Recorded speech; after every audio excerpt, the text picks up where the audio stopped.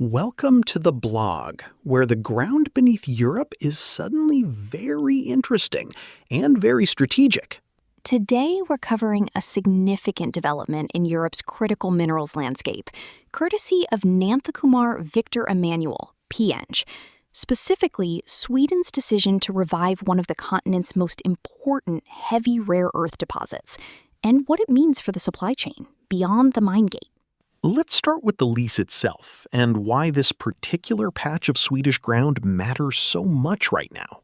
The core tension here is simple. Europe manufactures products that need heavy rare earth elements, and Europe currently produces essentially none of them.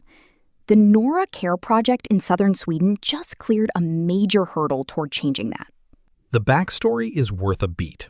The project had a concession in 2013, lost it on environmental grounds in 2016, and leading-edge materials spent years redesigning it, cutting the project's footprint by roughly 65%, before Sweden granted a new 25-year mining lease. That redesign is what makes the approval meaningful.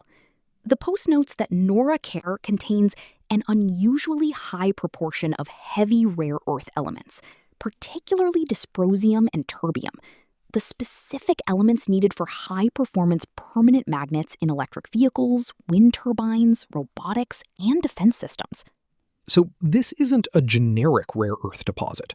Most comparable projects lean heavily on lighter elements, like neodymium and praseodymium. Norra Care's ratio is the competitive edge.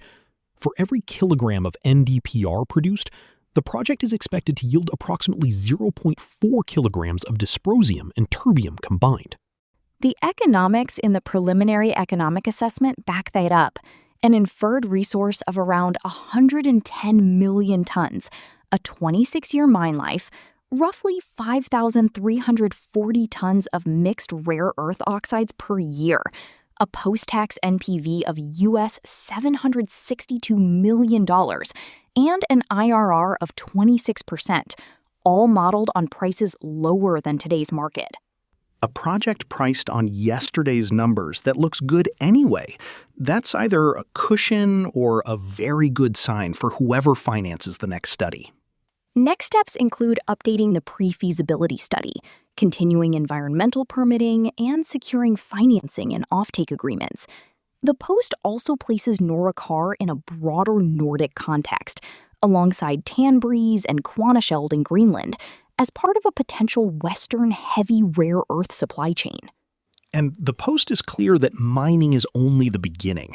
Rare earth concentrates still require hydrometallurgical processing and solvent extraction before they're usable for magnet manufacturing, which opens the door for processors and technology providers across the value chain.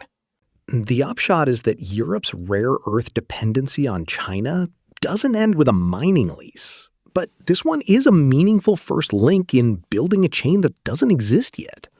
A deposit redesigned, a lease approved, and a supply chain that still needs several more links before it closes. The work is just getting started. Next time, more from the ground up. Stay with us.